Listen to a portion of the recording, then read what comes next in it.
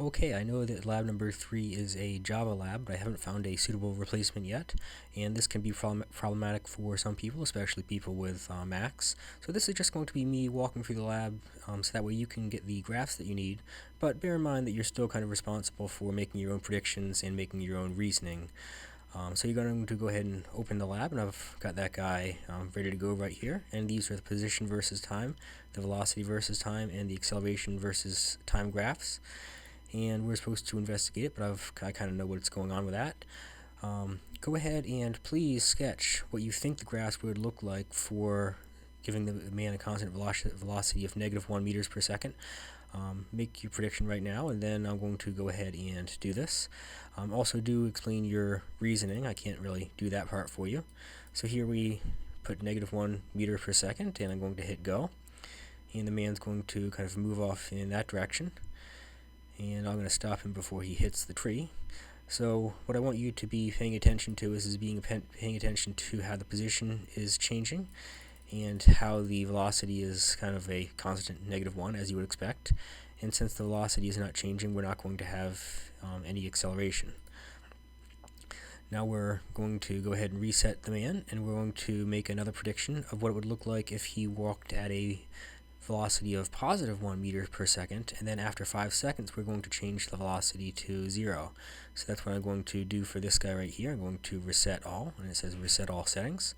Now I'm going to go ahead and I'm going to set this to +1 meter per second, and I'm getting ready for me to hit 0 here after 5 seconds. So now, and that's probably enough for this. So let's go ahead and zoom in. Paying attention that this is when the man was moving at +1 meter per second, and then right here his velocity turned to 0.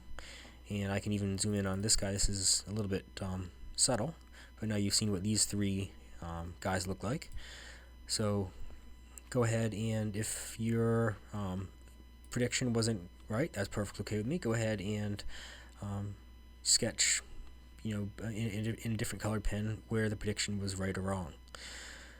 Now we're going to set the position to -8 meters and give him a constant speed of +1 meter per second and press play. So go ahead and reset all. Set his position to -8, and the speed is going to be +1, and let's see what this guy looks like.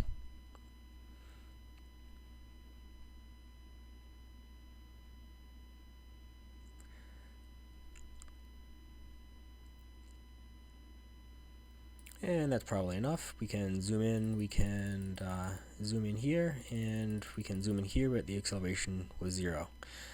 So we're going to now go ahead and set him to -8 meters and give him now a constant acceleration of +1 meter per second. Note that acceleration is very, very different than the constant velocity. Acceleration is going to be a change in velocity, so I would expect the velocity to be changing on this one. So go ahead and make your prediction for this guy while I go ahead and reset all. Set this guy to -8, and now I'm going to set this to +1 and press play.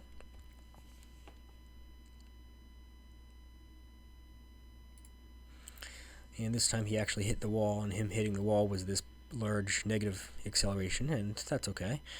Go ahead and zoom in on these guys, and those guys look okay to me. So now we're going to go ahead and set the position to be +8 and the acceleration to be -1. So position is +8, acceleration is -1.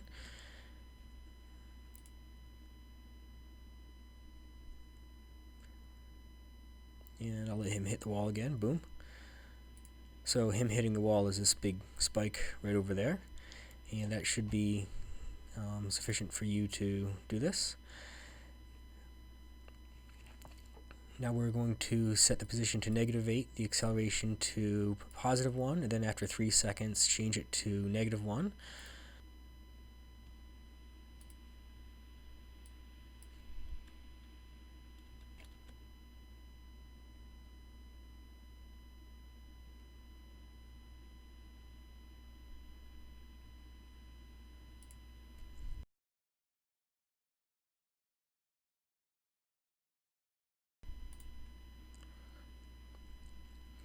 And this last little bit, I'll leave it for you to write up the possible scenario. You should have been able to deduce all you needed for this.